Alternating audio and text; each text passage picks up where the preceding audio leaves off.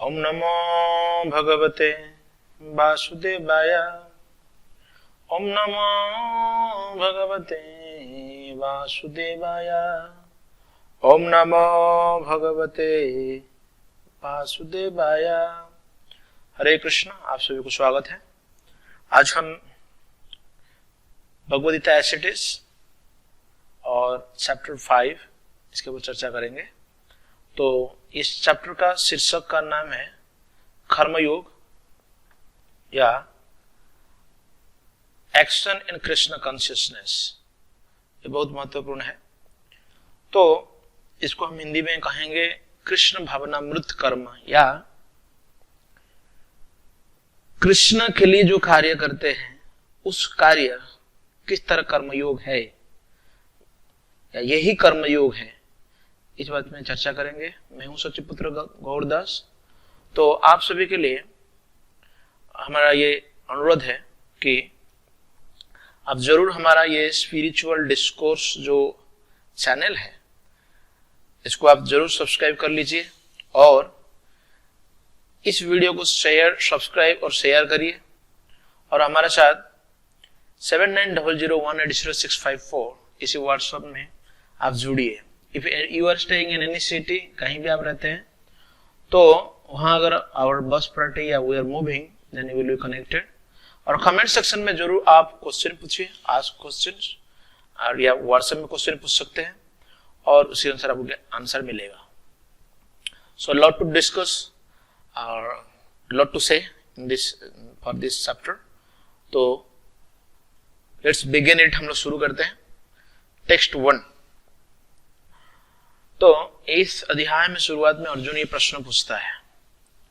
क्या प्रश्न पूछ रहे हैं? संन्यासम कर्मणाम कृष्ण पुनर्योगम च संससि यश्रेय एतयोर एकम तन्मे ब्रूहि सुनिश्चितम। यहां पर देखिए वो बोल रहा है एकम और दूसरा सुनिश्चितम। ये दो बात है, एकम और सुनिश्चितम। और यहां से हम लोग ये जो कर्मयोग किस तरह बड़ी आसान है, जिसको हम भक्ति योग कहते हैं, किससे? रिनाउंसिंग या त्याग से या सन्यास से कर्मयोग बहुत अच्छे हैं, ये बात यहां पर कहा गया। तो सन्यासम कर्मणाम कृष्ण, अर्जुन ने ये प्रश्न पूछ रहा है भगवान कृष्ण से, क्योंकि इससे पहले भगवान ने 5 नंबर अध्याय में भी, इसी अध्याय में जो भगवान ये कहना चाहते हैं, भक्ति में जो कार्य है ये कार्य सबसे श्रेष्ठ है। किससे? शुष्क चिंतन से। तो भक्ति पथ अधिक सुगम है, क्योंकि ये दिव्य रूपा भक्ति मनुष्य को कर्म से मुक्त कर सकती है। तो पहले हम लोग जैसे चर्चा करते आए हैं, सेकेंड चैप्टर में भगवान ने आत्मा तथा उनके शरीर बंधन का सामान्य ज्ञान बतलाया था सेकेंड चैप्टर में। तो वहां पर भगवान बुद्धि योग का बारे में बहुत वर्णन किया था, बुद्धि से काम करने के लिए कहा था। और तीसरे अध्याय में यह भी बताया गया कि ज्ञानी लोग कोई कार्य करना नहीं पड़ता है, जो लोग ज्ञानी है। और चौथे अध्याय में भगवान ज्ञान को बड़ा पवित्र बताया, बहुत पवित्र है ज्ञान, और ज्ञान से ही कार्य करो बताया। और चतुर्थ अध्याय में यही सलाह जो दिया था कि पूर्ण ज्ञान से युक्त होकर युद्ध करो। इस प्रकार एक ही साथ भगवान ने भक्ति का कर्म और ज्ञान, ज्ञान जो अकर्म की महत्ता बताई थी। तो इसलिए अर्जुन का मन में प्रश्न आया इसमें कि एक ही बताइए, यह श्रेय, व्हाट इज श्रेय, मतलब ये जो श्रेय है ना, व्हिच इज बेटर दोनों से। यह श्रेय एतयोर एकम, आप एक ही मुझे बताइए, तन्मे ब्रूहि सुनिश्चितम, मुझे निश्चित रूप से ये दोनों बताइए। क्या है? संन्यासम कर्मणाम कृष्ण, ये संन्यास और कर्म, और या पुनर्योगम बुद्धि से कर्म, कौन सा है? भक्ति के काम करूं, सेवा करूं, या संन्यास, कौन सा मुझे बताइए डिटेल।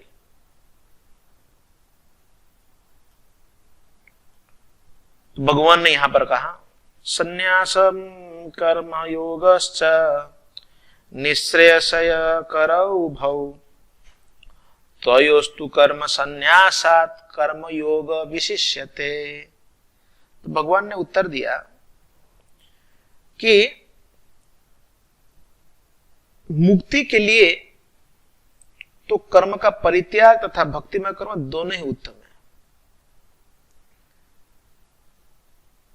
संन्यास और कर्म योग निःश्रेयस करौ उभौ, दोनों जो है ना, ये उभौ, ये दोनों क्या है, बेटर है, अच्छी बात है। उभय, ये उभय, दोनों, ये उभय, दोनों। कौन सा? संन्यास और कर्मयोग, ये दोनों बेस्ट है। लेकिन त्वयोस्तु कर्म संन्यास था कर्मयोग विशिष्यते। तो भगवान ने कहा ये जो कर्मयोग है ना, ये श्रेष्ठ है, ये विशेष है। विशेष क्या है? कर्मयोग, अर्थात वर्क इन डिवोशनल सर्विस, जो भक्ति से जो कार्य करते हैं वो बेटर है संन्यास से, भगवान ने बताया। तो हम देखते हैं इसमें जो तात्पर्य में प्रभुपाद जी लिखते हैं,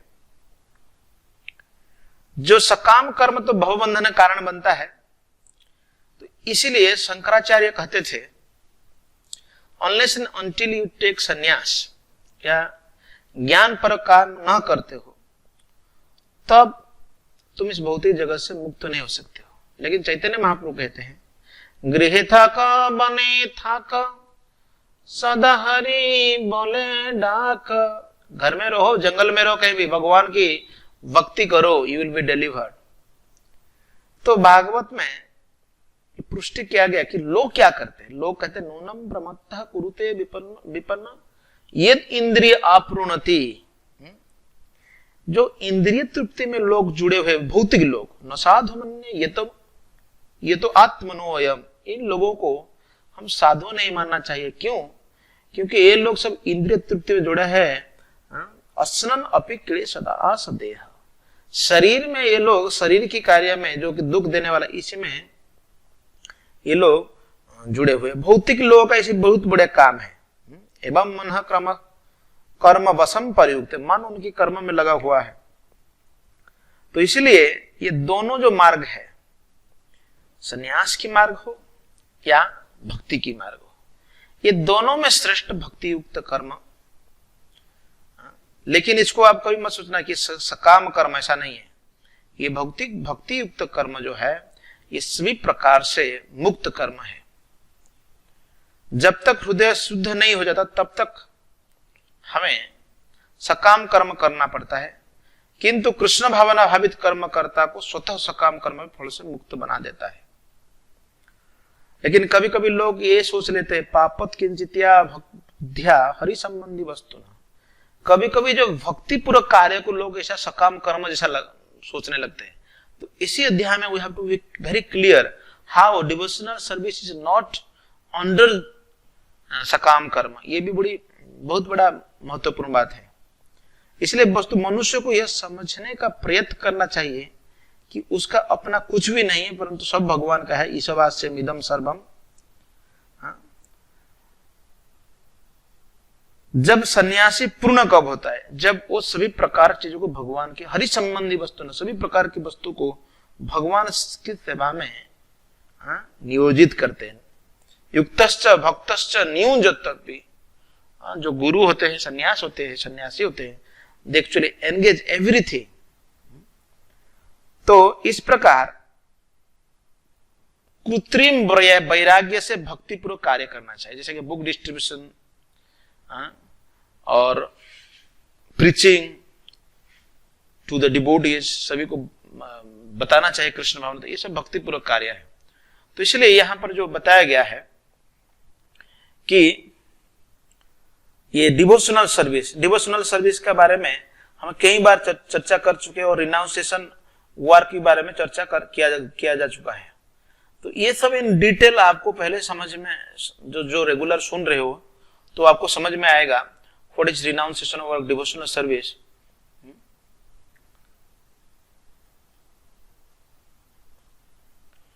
ज्ञेय स नित्य सन्यासी यो न द्वेष्टि न कांक्षति निर्द्वंद्व ही महाबाहु सुखम बंधात् प्रमिच्यते। तो भगवान ने यहां पर कहा ज्ञेय स नित्य से, किसको नित्य सन्यासी मानना चाहिए? जो न द्वेष्टि न कांक्षति, द्वेष नहीं करते या कांक्षा या इच्छा कुछ प्रकट नहीं करते, जिनका कोई प्रकट डिजायर नहीं है, निर्द्वंद, किसी प्रकार के द्वंद में नहीं है। हे महाबाहु, सुखम बंधात, ये लोग भवबंधन को पार कर पूर्णतः मुक्त हो जाते। सुख बंधात प्रमुच्यते,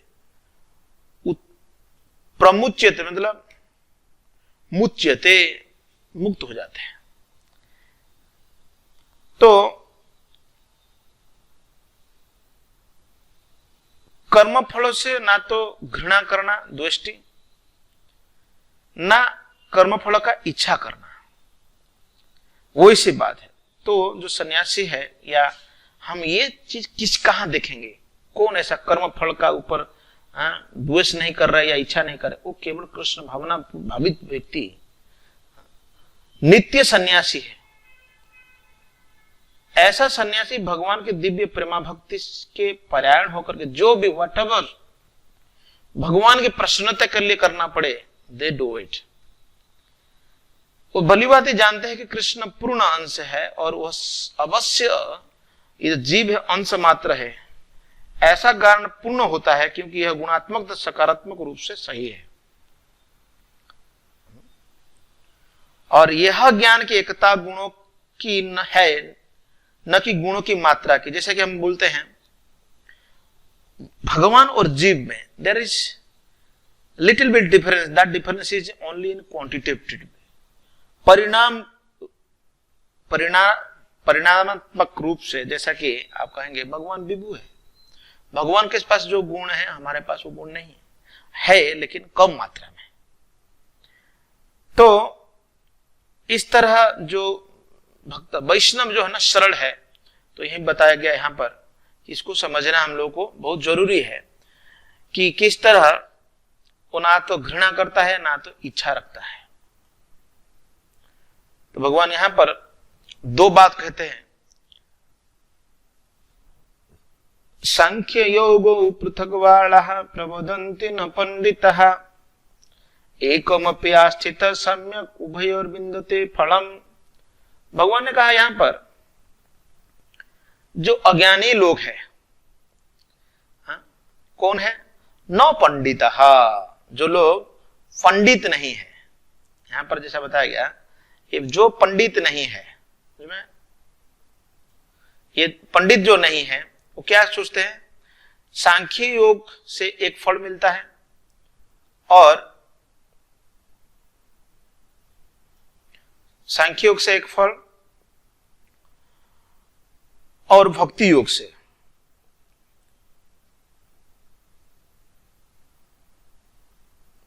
इससे अलग सोचते हैं। प्रबोधन्ति न पंडित, जो अल्प बुद्धिमान लगे, ये लोग क्या बोलते हैं, पृथक सोचते हैं। सांख्य योग, सांख्य से और भक्ति पूर्वक से, एकम अपि अस्थित सम्यक उभयर विन्दते फलम। लेकिन जो वस्तुतः पंडित है वो क्या बोलते हैं कि इनमें से किसी एक मार्ग का भलीभांति अनुसरण करता है, वो दोनों को फल प्राप्त कर जाता है। कि जो बुद्धिमान व्यक्ति वो जानते हैं कि ये दोनों में किसी को आप भी, कोई भी आप ग्रहण करो, वो आपको सेम फल मिलेगा, विन्दते फलम, दोनों में एक ही फल मिलेगा आपको। तो इस भौतिक जगत के सांख्य योग के बारे में जो 24 तत्व है, हमारा जो ये पूरी विश्लेषण अध्ययन, मतलब टोटली आप इसको अच्छी तरह से, जैसा कि आप उसको रिसर्च वर्क आप बोलो, उद्देश्य आत्मा को प्राप्त करना है। भौतिक जगत की आत्मा विष्णु या परमात्मा है, तो भगवान की भक्ति का अर्थ परमात्मा की सेवा करना। एक विधि से वृक्ष की जड़ को खोज करके उसमें पानी देने का बात है। तो मूलतः इन दोनों में कोई भेद नहीं है, क्योंकि दोनों का उद्देश्य विष्णु की प्राप्ति करने के लिए। तो जो लोग नहीं जानते वो लोग क्या बोलते हैं, इसमें दोनों अलग अलग सोचते हैं।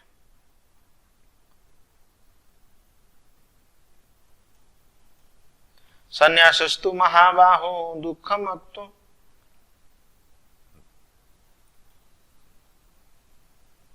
यहां पर बताया यत् सांख्ये प्राप्यते स्थानम तद्योगैरपि गम्यते एकं सांख्यं च योगं च यः पश्यति स पश्यति यत् सांख्ये प्राप्यते स्थानम। जो सांख्य योग से जो स्थान मिलता है हमको सांख्य का स्टडी करने के बाद, तद योगे अपि गम्यते, योगी भी वहीं जाता है, भक्ति द्वारा भी प्राप्त किया जा सकता है। एकम सांख्यम च योगम च यह पश्यति स पश्यति, ये बहुत सारा जगह में यह पश्यति स पश्यति आपको मिलेगा। अर्थात जो व्यक्ति इस तरह जानता है, दोनों में एक ही रिजल्ट। गम्य क्या है? भगवान विष्णु प्राप्त करना है, भगवान को प्राप्त करने जाना है, तो वो व्यक्ति यह पश्यति स पश्यति, वो व्यक्ति वास्तव में ही द सीयर, वो सही समझ रहा है। तो लेकिन इसमें दिखाई दे रहा है कि जैसे कि आप सांख्य योग में विरक्ति है, अनासक्त दिखाई दे रहा है, लेकिन भक्ति योग में आसक्ति दिखाई दे रहा है, ऐसा दिख रहा है। क्योंकि भक्ति योग में कार्य करना पड़ता है, उसमें कार्य करना पड़ता है। जो पदार्थ से विरक्ति और कृष्ण में आसक्ति को एक ही तरह दिखता है, वही वस्तुओं को यथारूप में दिखता है। तो आसक्ति किसकी ओर? कृष्ण की ओर, कृष्ण की भक्ति में आसक्ति। तो इसलिए हम लोग ये जो बात है यहां पर जो कहा गया, ये समझना है।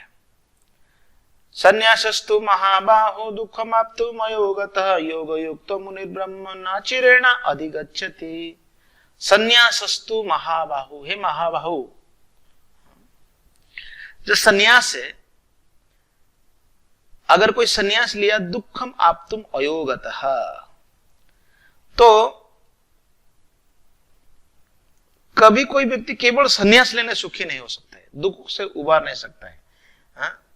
परंतु योगो युक्त मुनिर ब्रह्मा, जो लोग, यहां पर यह कहा गया केवल संन्यास लेने से बात नहीं, लेकिन अयोगत, जो भगवान से जुड़ा नहीं है या भगवान की भक्ति नहीं कर रहा है, वो दुख को दूर नहीं कर सकता। लेकिन योगोयुक्त मुनि ब्रह्म ना चिरेण अधिगच्छति, जो व्यक्ति भक्ति कर रहा है, विचारवान व्यक्ति शीघ्र ही परमेश्वर को प्राप्त करते हैं। मुनि ब्रह्म, ब्रह्म को प्राप्त कर जाता है। अचिरेण, न अचिरेण, मतलब उसको ज्यादा टाइम नहीं लगता है। इसलिए यहां पर दो प्रकार के सन्यासी है। ये जो सन्यास है ना, ये भक्तिमय सन्यास, और एक सन्यास है कौन सा? मायावादी सन्यास। और मायावादी सन्यासी लोग हम देखते हैं, वो लोग सांख्य दर्शन का अध्ययन करते रहते, वेद उपनिषद का। लेकिन वैष्णव सन्यासी वेदांत सूत्र के यथार्थ भाष्य भागवत दर्शन के अध्ययन में लगे रहते हैं। मायावादी सन्यासी भी इसको पढ़ते रहते हैं, किंतु ये शंकराचार्य प्रणीत शारीरिक भाष्य का उपयोग करते हैं। भागवत शास्त्र के जो विधि में लोग पंचरात्रि का विधि के अनुसार नारद ने जो दिया है, उस विधि के अनुसार पूजा अर्चना सब कुछ करते हैं, भक्ति में लगते हैं। तो ये वैष्णव सन्यासी भक्ति में जुड़ करके श्री विग्रहार धन नित्य नाना श्रृंगार तन मंदिर मार्जना दो, भगवान की इस तरह सुंदर सेवा करते हुए ये लोग क्या होते हैं, योग में युक्त हुए आसानी से भगवान को प्राप्त कर जाते हैं। किंतु मायावादी सन्यासी तो सांख्य तथा वेदांत का दर्शन पढ़ते रहते हैं, वे भगवान की दिव्य भक्ति का आनंद नहीं उठा पाते। क्यों? क्योंकि उनका अध्ययन अत्यंत जटिल, अतः वे कभी कभी ब्रह्म चिंतन से ऊब कर समुचित बोध के बिना भागवत की शरण ग्रहण करते। कभी कभी लोग, देखो आज के समय में भागवत का लोग चर्चा करते हैं, हम देखा है भागवत का वर्णन कर रहे हैं, भागवत कथा कर रहे हैं। तो मायावादी सन्यासी का शुष्क चिंतन तथा कृत्रिम साधनों से निर्विशेष विवेचना उनके लिए व्यर्थ होती है, उनके लिए कोई फायदामंद नहीं होती है।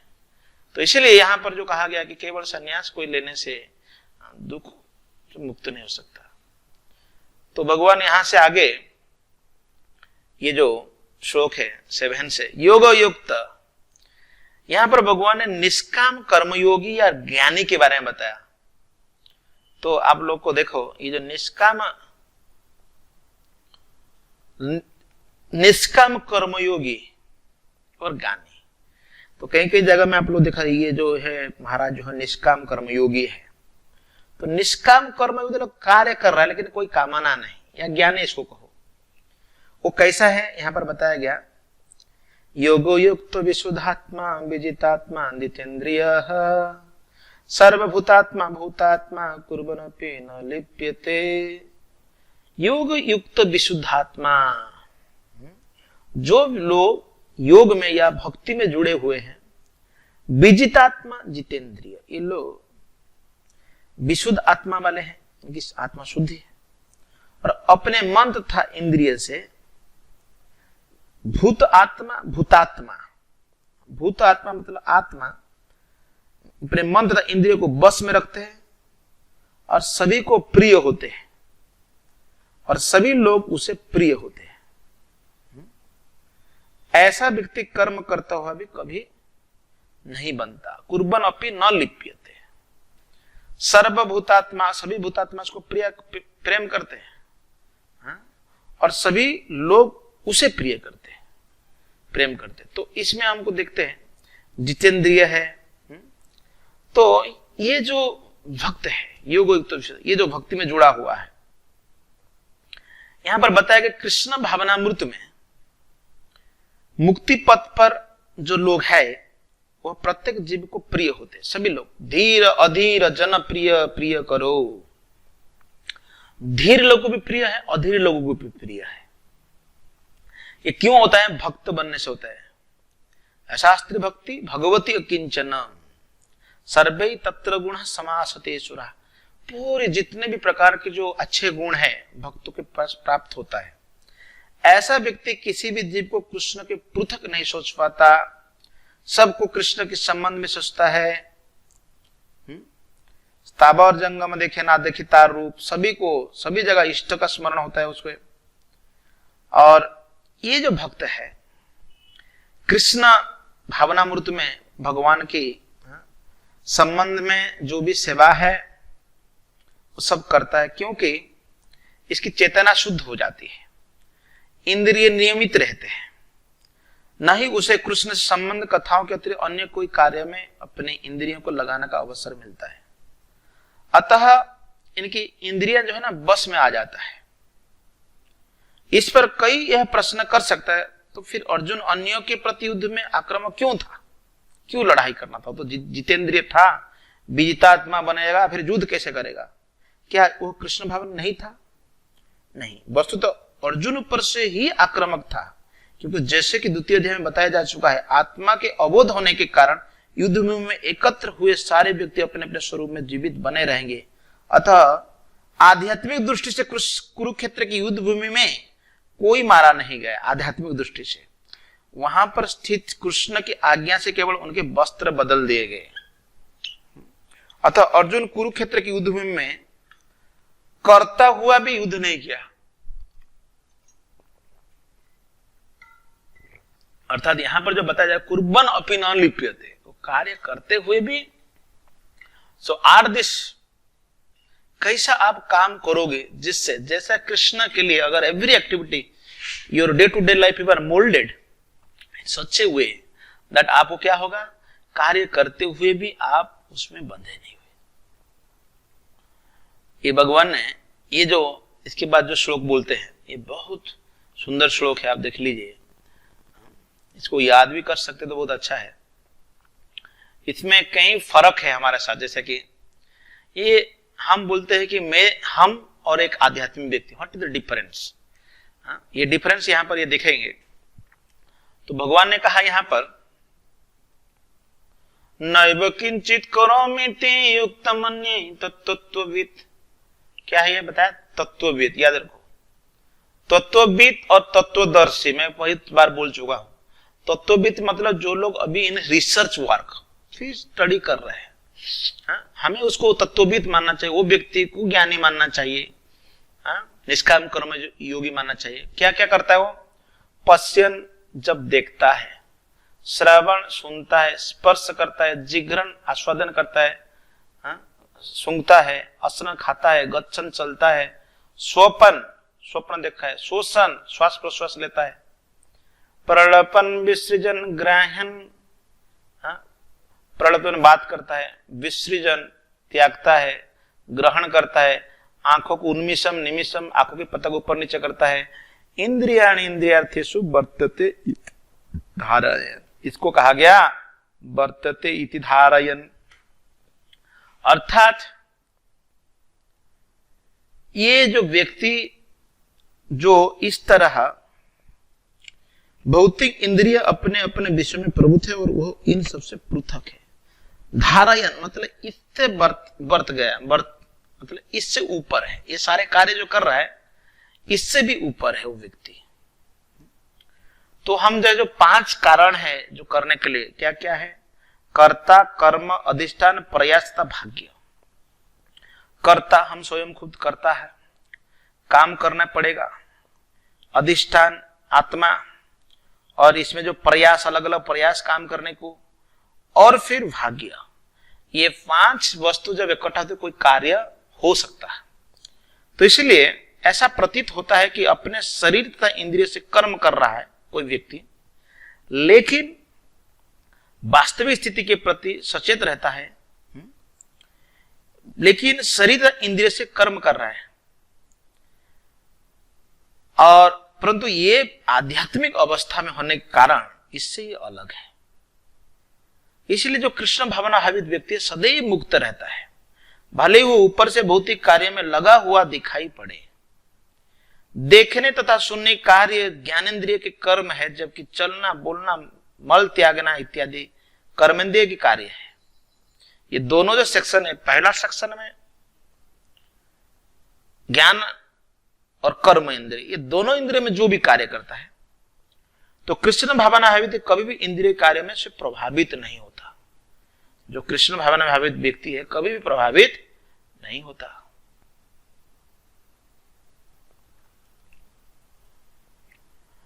तो भगवान ने कहा ब्रह्मण्य आध्याय कर्मणि संग त्यक्त्वा करोति यह लिप्यते न स पापेन पद्म पत्र इमम अभ्यासा। भगवान ने यहां पर एक बताया क्या कि बहुत अच्छा बात बताया, पद्र पत्रम इमम अम्भसा। अम्भसा मतलब जड़ में पद्म पत्र कैसा रहता है, थोड़ा सा ऊपर रहता है। तो यहां कहा कि जो व्यक्ति ब्रह्मण्य आध्याय कर्म, जो कर्म फल को अपने जो भी कार्य परमात्मा या परमेश्वर को समर्पित कर देता है और आसक्ति रहित होकर के, संगम त्यक्त्वा करोति, मतलब ये आसक्ति, संग मतलब ही इज नॉट अटैच्ड, इसके बारे में हाय हाय नहीं कर रहा है। लिप्यते न स पापेन, वो पाप से मुक्त है। unaffected by sinful action as the lotus feet is untouched by water, जैसे कि लोटस फीट होता है अनटच रहता है, उसी तरह। तो यहां पर जो है ब्रह्मणी जो शब्द है, लक्ष्य दीजिए, ये जो वाला जो शब्द है ब्रह्मणी, ये ब्रह्मणी क्या है? ब्रह्मणी मतलब कृष्ण भावनामृत में है। यह भौतिक जगत जो है 3 गुणों से अभिव्यक्त है, सत्वगुण, रजोगुण और तमोगुण। और वेद मंत्र सर्व हृदय ब्रह्मा, अर्थात भगवान मम योनि महत ब्रह्म से प्रकट है कि जगत की प्रत्येक वस्तु ब्रह्म की अभिव्यक्ति है, जो भी है ब्रह्म की। तो ईशोपनिषद में यह कहा गया कि सारे वस्तुएं परम ब्रह्म या कृष्ण से संबंधित है, अतः वे केवल उन्हीं के हैं। ईशावास्यम इदम सर्वम, सब कुछ ईश का है या भगवान कृष्ण का है। तो इसलिए कृष्ण कर्म या तदर्थम कर्म कौन्तेय, उस कर्म करना चाहिए, भगवान के लिए कर्म। ये पहले बहुत बार बोल चुका इसके बारे में, भगवान ने इसके बारे में बोले। जैसे स्वभावतः शुभ अशुभ कर्म से कोई प्रयोजन नहीं रहता, तब यह पाप कर्म के कलमश से वैसे ही परे रहता है जैसे कि कमल पत्र जड़ से रहकर भी नहीं। आप देखा होगा सब नदी में, तालाब में लोटस फ्लावर को ऊपर रहता है।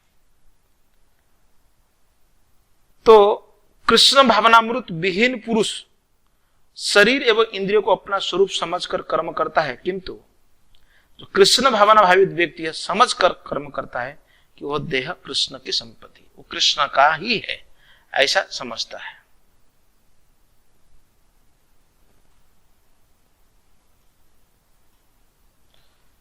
तो फिर भगवान कहते हैं कायेन मनसा बुद्धिया कैवल्यर इंद्रियर अपि योगिनः कर्म कुर्वन्ति संग त्यक्त्वा।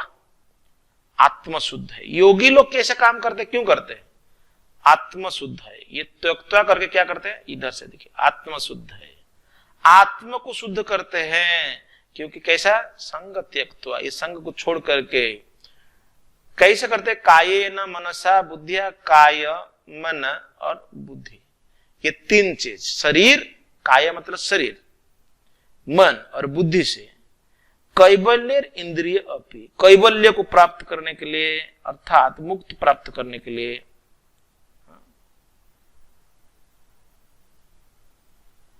तो योगी लोग इसके लिए करते हैं। तो ये जो योगी होते हैं कैवल्य इंद्रिय रपि, इंद्रियों के द्वारा, ये कहा गया इंद्रियों की सहायता से वो आत्मशुद्धि के लिए कार्य करते हैं। तो योगी जो भी प्रकार के कार्य करते हैं, प्रचार प्रसार, शास्त्र अध्ययन, जो भी सब, ये सब किसके लिए करते हैं? आत्मशुद्धिकरण करने के लिए करते हैं। ये है भक्ति, ये सबसे बड़ा इंपॉर्टेंट बात। इसलिए रूप गोस्वामी ने उन्हें कहा यह यस्य हरेर दासे कर्मणा मनसा गिरा निखिड़ासु अपि अवस्थासु जीवन मुक्त स उच्यते। अर्थात अपने शरीर, मन, बुद्धि तथा वाणी से कृष्ण भावनावृत्ति कर्म करता हुआ व्यक्ति संसार में मुक्त है। If someone is, suppose example, someone is cooking, someone is distributing books, so doing some activities, इसके अर्थ क्या है? कि वो सहायता कर रहा है, उसमें अहंकार नहीं रहता, क्योंकि वह उसमें विश्वास नहीं रखता कि वह भौतिक शरीर है अथवा यह शरीर उसका है। वह जानता है कि वह स्वयं और इस शरीर नहीं और न यह शरीर ही उसका है, वह स्वयं कृष्ण का है और उसका यह शरीर भी कृष्ण की संपत्ति आदि से उत्पन्न प्रत्येक वस्तु को जो भी उसके अधिकार में है कृष्ण की सेवा में लगाता है। तो ये जो है ना, दिस इज द टेक्निक, आप बोलो इसको, आत्म शुद्धिकरण करने के लिए हर समय भगवान के लिए किसी भी अवस्था में कार्य को छोड़ना नहीं चाहिए। युक्त कर्म फलम त्यक्त्वा शांति माप्नोति नैष्ठिकीम् अयुक्त काम कार्येण फले शक्तो निबध्यते। भगवान का युक्त कर्म फलम त्यक्त्वा, जो जुड़ा हुआ है भक्ति में अपने कर्म फलों को त्याग देता है और ऐसे नैष्ठिक भक्त शांति माप्नोति, he actually attains unadulterated peace because he offered the result of to me, भगवान को अर्पण करता। लेकिन जो अयुक्त काम करण, जो जुड़ा नहीं हुआ है भक्ति में, वो क्या होता है? अयुक्त काम कारण, वो व्यक्ति जुड़ा नहीं हुआ, इसलिए फल शक्तो निबध्यते बन जाता है। तो इसलिए यहां पर जो ये कहा गया, जो भक्ति में जुड़ा हुआ है वो क्या करता है? अनासक्त रह करके शांति को प्राप्त करता है।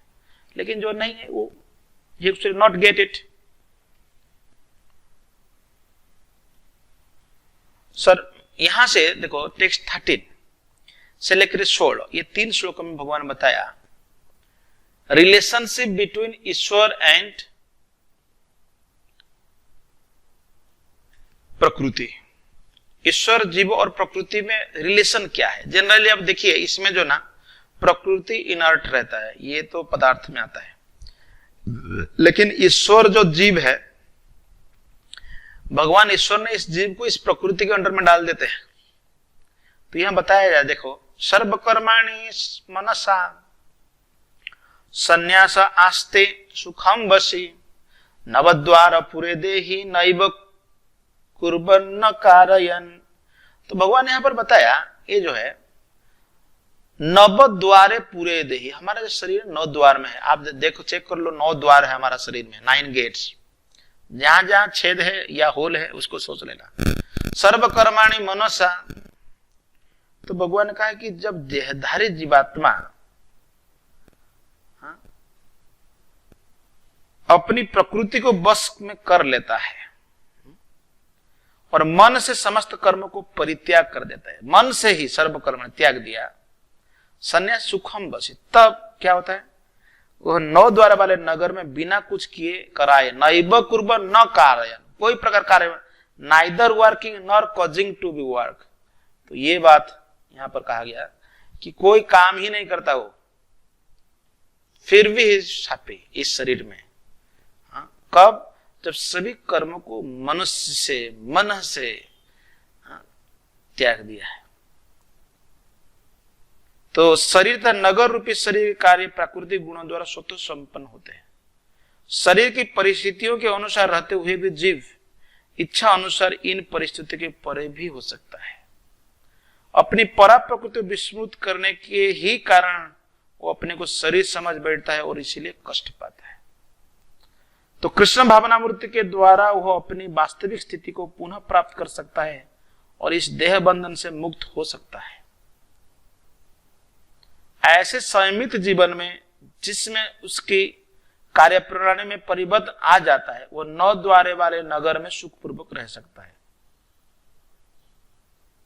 यह शरीर 9 द्वार है, जैसे कि 2 आंख, 2 नथुने, 2 कान, 1 मुंह, गुदा और उपस्थ से युक्त है। वृद्धावस्था में जीव अपने आप को शरीर मानता है, किंतु बद्धावस्था में, किंतु जब वह अपनी पहचान अपने अंतर के भगवान से करता है तो वह शरीर में रहते हुए भगवान की भांति मुक्त हो जाता है।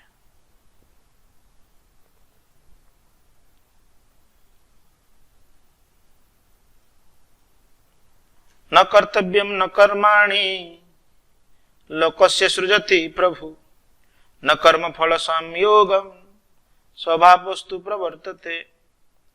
यहां पता है कि न कर्तृत्व न कर्माणि लोकस्य सृजति प्रभु। तो ये शरीर में जो देहधारी स्वामी है जीवात्मा, न तो कर्म का सृजन करता है, कर्म वो खुद नहीं करता, न लोगों को कर्म करने के प्रेरित करता है, न ही कर्म फल की रचना करता है, न कर्म फल स्वयं, इसका स्वभाव वस्तु ये सब तो प्रकृति के गुणों द्वारा की जाती है। ये मेन फैक्टर आप समझ लीजिए, स्वभाव वस्तु प्रवर्तते, ये प्रकृति के गुणों ने ही कर लेते, मेटीरियल नेचर। हमको लग रहा है कि हम कर रहे हैं, हमने इसकी क्या है सृष्टि किया, ऐसा बात नहीं है। स्वयं वस्तुतः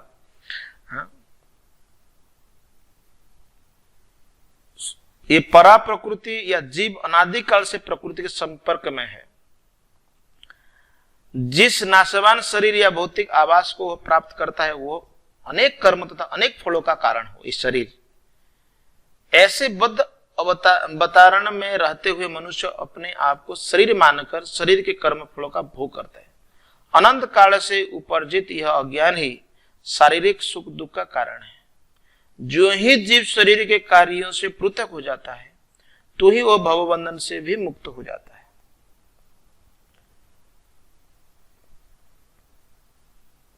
तो यहां पर प्रभुपाद जी उदाहरण दिया है। इस भवसागर के बीच जीवन संघर्ष में रत प्राणी जैसा कि सागर की लहरें उसे उछलती रहती किंतु उन पर उसका बस नहीं चलता, उसके उद्धार का एकमात्र साधन है कि दिव्य कृष्ण भगवंत मूर्ति द्वारा समुद्र के बाहर आए। तो ये बात हमको समझ में आना चाहिए। स्वभाव वस्तु प्रवर्तित, ये प्रकृति के गुणों के द्वारा ही हो रहा है।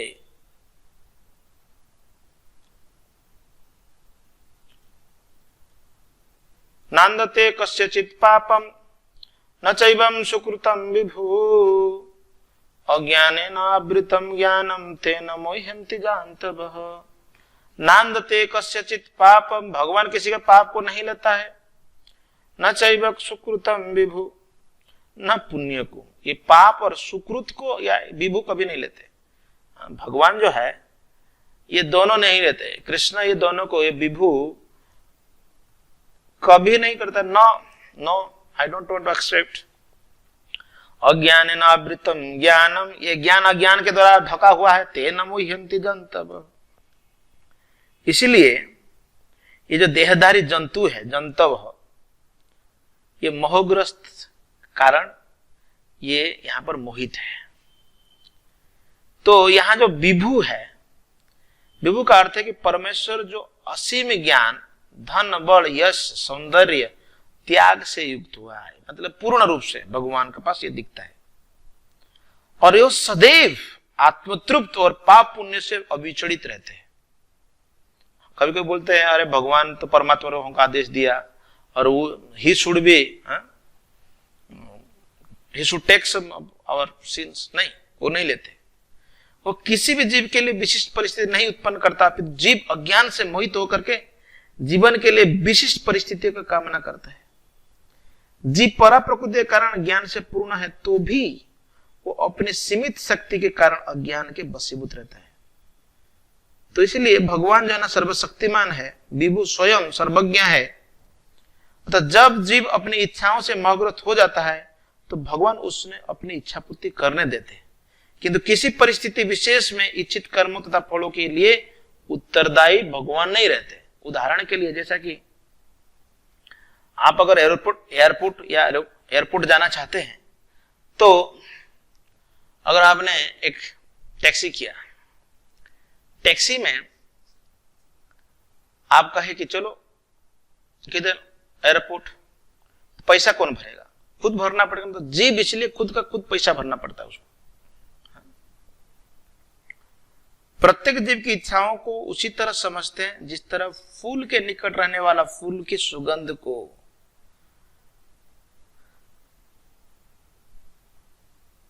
तो इसलिए यहां पर भगवान जीव को इस तरह जो भौतिक संसार में डाले हुए हैं, इसे जीव ही मोहित होता है और जीव का ये स्थिति है।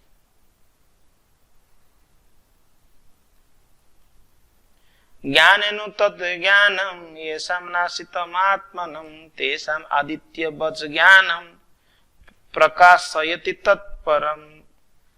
तो भगवान ने कहा कि जब कोई उस ज्ञान से प्रवृत्त हो जाता है, तद अज्ञानम, ज्ञान तो तद अज्ञानम येषां नाशित आत्मनं, जिससे अविद्या का विनाश हो जाता है, तो उसके ज्ञान से सब कुछ उसी तरह प्रकट हो जाते हैं। आदित्य वज मतलब सूर्य के तरह प्रकाशित हो जाता है।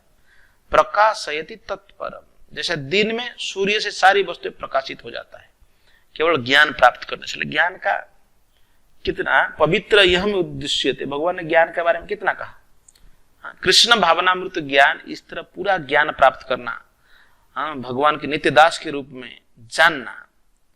तो भगवान कई जगह में कहा, जैसे सर्व ज्ञान प्लवेन ज्ञानिन ज्ञानाग्नि सर्वकर्माणि न ही ज्ञानेन सदृशम। ये बहुत सारे बात ये भगवान ने कहा। और वह ज्ञान क्या है? श्री कृष्ण के प्रति आत्मसमर्पण करने पर ही पूर्ण ज्ञान प्राप्त होता है। ये आगे 7वें अध्याय में कहा, भगवान ने कहा बहुनाम जन्मनाम अंतिम ज्ञानवान माम प्रपद्यन्ते। भगवान ने ये कहा था। कहेंगे आगे, यदि जीव ईश्वर है तो वो अविद्या से कैसे, प्रश्न होता है जब जीव अविद्या कैसे आ जाता है अगर ईश्वर का अंश है। यदि जीव ईश्वर है तो वो अविद्या से कैसे मोहग्रस्त हो सकता है? क्या ईश्वर अविद्या से मोहग्रस्त होता है? यदि ऐसा हो सकता है तो फिर अविद्या या शैतान ईश्वर से बड़ा है। वास्तविक ज्ञान उसी से प्राप्त हो सकता है जो पूर्णतः कृष्ण भावना भावित है। अतः ऐसे ही प्रामाणिक गुरु की खोज करनी चाहिए और उसी से सीखना होता है कि कृष्ण भावनामृत क्या है, क्योंकि कृष्ण भावनामृत में सारी अविद्या उसी प्रकार दूर हो जाती है जिस प्रकार सूर्य से अंधकार दूर हो जाता है। किंतु यदि वह पूर्ण प्रामाणिक कृष्ण गुरु की शरण ग्रहण करता है तो सब कुछ जान सकता है, सब कुछ। प्रकाशयन्ति तत्परम, ऐसा सुतसार उपनिषद में श्लोक है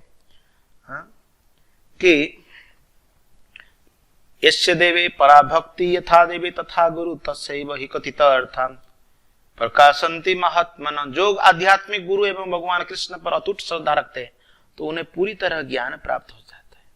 तो मनुष्य को ईश्वर और जीव के अंतर को समझना होता है। We have to understand it.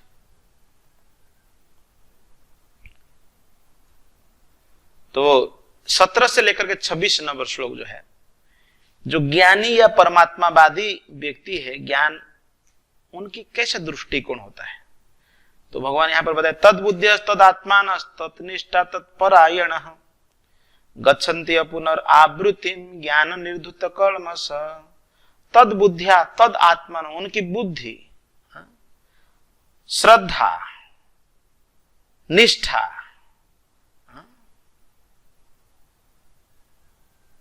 यहां क्या बताया, बुद्धि, मन बुद्धि श्रद्धा शरण सब कुछ भगवान में स्थिर हो जाता है। गच्छति अपुनरावृत्ति, वो जाते हैं कहां, जहां पर अपुनरावृत्ति, जहां पर दोबारा रिपीट नहीं आता है, ये आना जाना नहीं चलता, ये अपुनरावृत्ति, आवृत्ति नहीं होता है। ज्ञान निर्धुत कल्मषा, क्योंकि ज्ञान से मुक्त हो जाता है और ये मुक्ति पथ पर आगे जाते हैं। तो इसलिए जो मन बुद्धि निष्ठा या शरण, ये सब भगवान पर लग जाता है। जब परतत्व का अर्थात परम सत्य है, जो भगवान को ब्रह्म परमात्मा तथा भगवान के रूप में जानने वालों द्वारा समझा जाता है, भगवान इस पर परतत्व की पराकाष्ठा है। अतः सभी प्रकार से कृष्ण परम सत्य है और इनकी ब्रह्मणो ही प्रतिष्ठा, जिनके मन बुद्धि श्रद्धा तो शरण कृष्णम है, अर्थात जो पूर्णतया कृष्ण भावना भावित हो गया है, उनके सारे कल्मश धूल हो जाते हैं, सब प्रकार पाप मुक्त हो जाता है।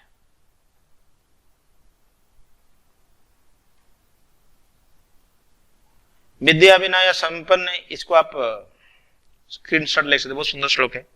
ब्राह्मणी का भी हस्तिनी सुनी चैव सोपाके च पंडित समदर्शिनः।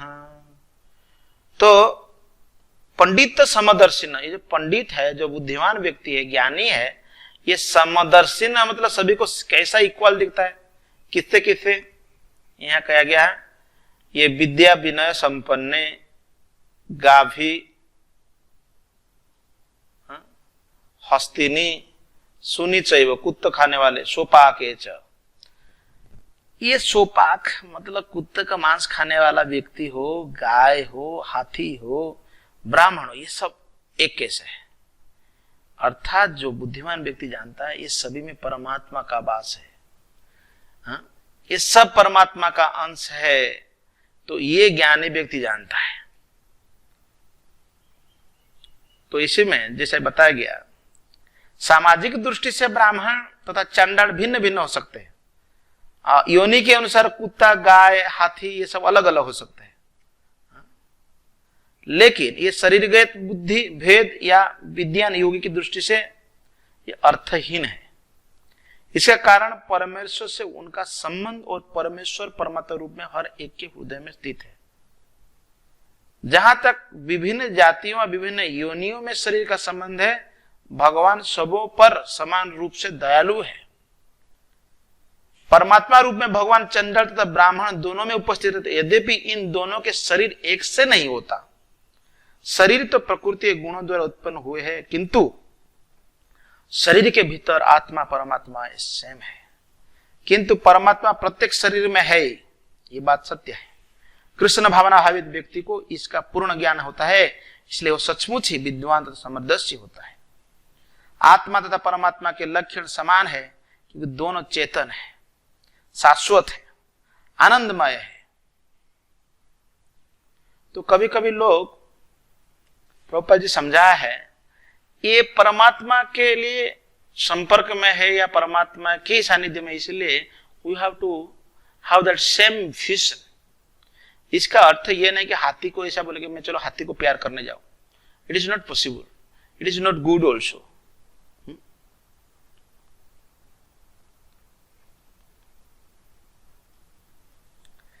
यह तेरे जिता सर्गो यशाम साम्य,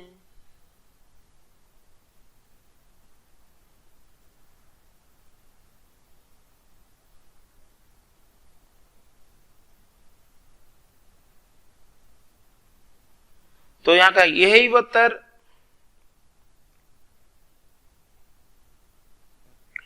वतर जितः सर्गे ये साम्य स्थितम मनः निर्दोषम ही समम ब्रह्म तस्मात् ब्रह्मणि ते स्थितः।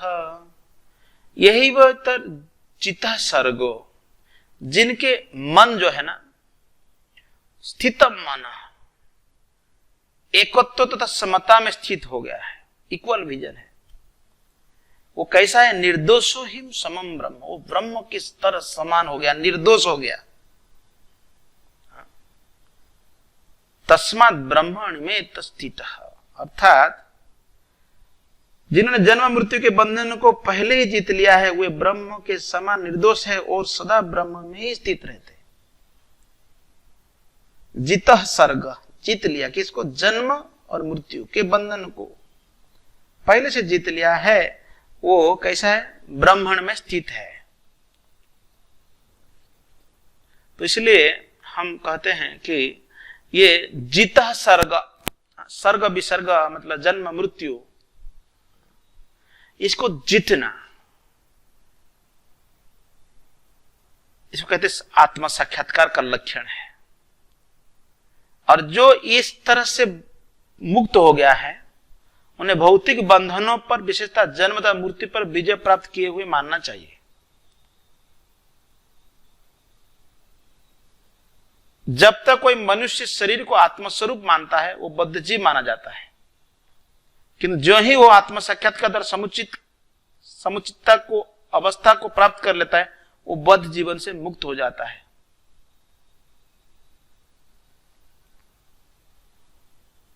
यह जन्म मतलब तस्मात् ब्रह्मणि स्थिते, मतलब मृत्यु के उपरांत और इस जगत को छोड़ के भगवान के धाम चला जाता है। न प्राहुषेत प्रिय प्राप्यम न उद्दुयते प्राप्य च प्रियम स्थिर बुद्धिर असमूढ़ ब्रह्मविद ब्रह्मणि स्थित। न प्रहुषित प्रियम प्राप्य, इसका अर्थात प्रिय को प्राप्त करने के बाद हर्षित नहीं होता। न उद्वेद प्राप्य च अप्रियम, जब अप्रिय को प्राप्त करता है, च अप्रियम उद्वेग नहीं होता है, विचलित नहीं होता। स्थिर बूढ़ी असमूढ़, वो व्यक्ति स्थिर है। ब्रह्मविद ब्रह्मणि स्थित, क्योंकि वो भगवत विद्या को जानने वाला है, इसीलिए पहले से ही ब्रह्म में स्थित रहता है। तो इसमें जो कभी कभी हम लोग ज्यादा कुछ प्राप्त कर जाते हैं तो बड़ा प्रसन्न हो जाते हैं, खो जाते तो हम दुखी हो जाते हैं। लेकिन जो ज्ञानी है ये स्थिर बुद्धि, इसलिए भगवान ने पहले बताया था असोच्वा नानुसुत, कौन सा श्लोक है? दूसरे अध्याय के श्लोक है, देहिन अस्मिन् था देहि कौमारम यौवनम जरा तथा देहांतर प्राप्त धीर धीरस्तत्र न मुह्यते, धीर व्यक्ति के बारे में बताया।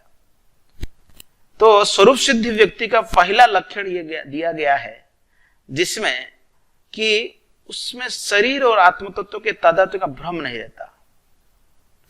वह यह भलीभांति जानता कि मैं यह शरीर नहीं हूं, I am not this body but I am the spirit soul, I am Krishna. कुछ प्राप्त होने पर न तो उसे प्रसन्नता होती और न शरीर की कुछ हानि होने पर शोक होता है उसे।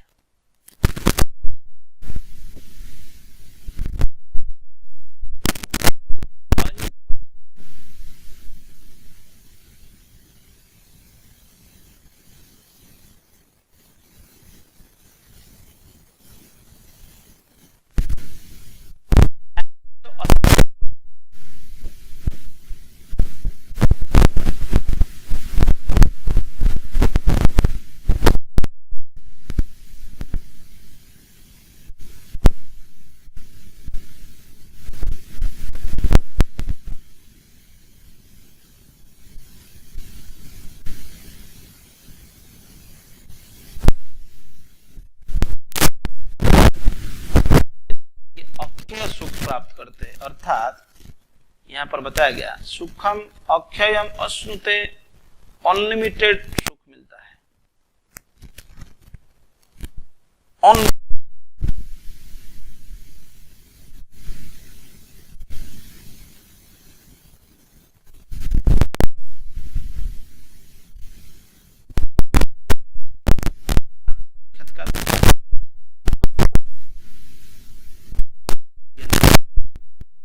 सुविधावादी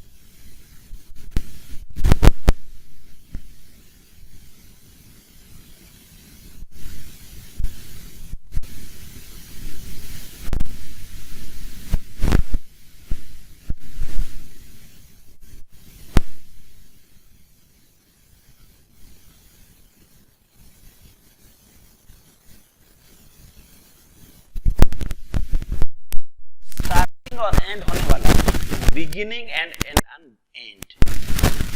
इसलिए जो बुद्धिमान व्यक्ति है वो क्या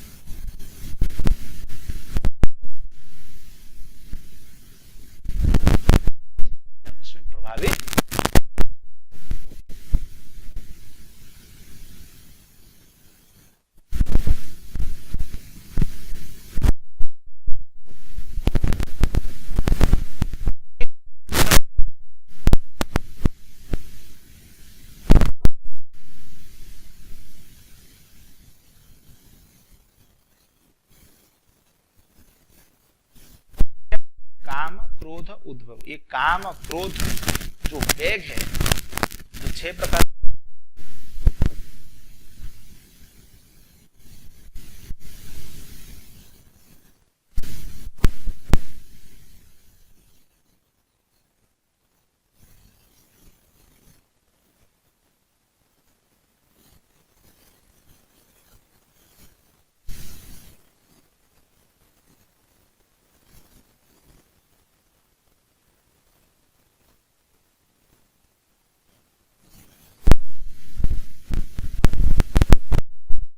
इस इंद्रिय के वेग को सहन कर लिया और रोकने में, इच्छा तथा वेग को रोकने में संतोष हो जाता है, वो व्यक्ति संसार में सुखी हो सकता है। जो व्यक्ति इन विभिन्न इंद्रिय के वेग को तथा मन को बस में करने में समर्थ है, वो गोस्वामी कहलाता है। और जो इसी इंद्रिय तृप्ति या इंद्रिय विषयों को अगर कंट्रोल नहीं करे, उसको गोदास कहा जाता है। भौतिक इच्छाएं पूर्ण न होने पर क्रोध उत्पन्न हो जाता है हमको, और इस प्रकार मन, नेत्र तथा वक्षस्थल उत्तेजित होते हैं। तो इस शरीर का परित्याग करने के पूर्व मनुष्य को इन्हें बस में करने का अभ्यास करना चाहिए। जो ऐसा कर सकता है वो स्वरूप सिद्ध माना जाता है। हाँ? तो ये बहुत इंपोर्टेंट है।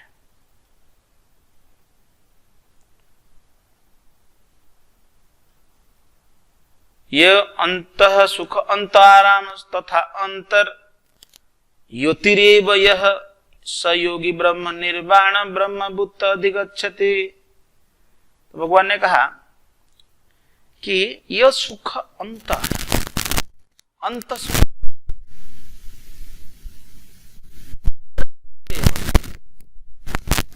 करण वो अंतकरण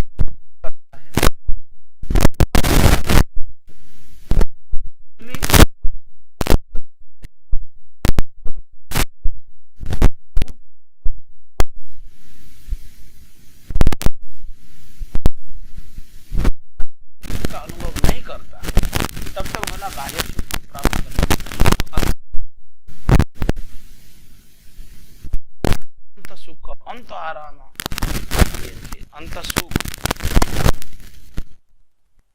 अंत सुख अंत आराम तथा अंतर ज्योतिरेव यह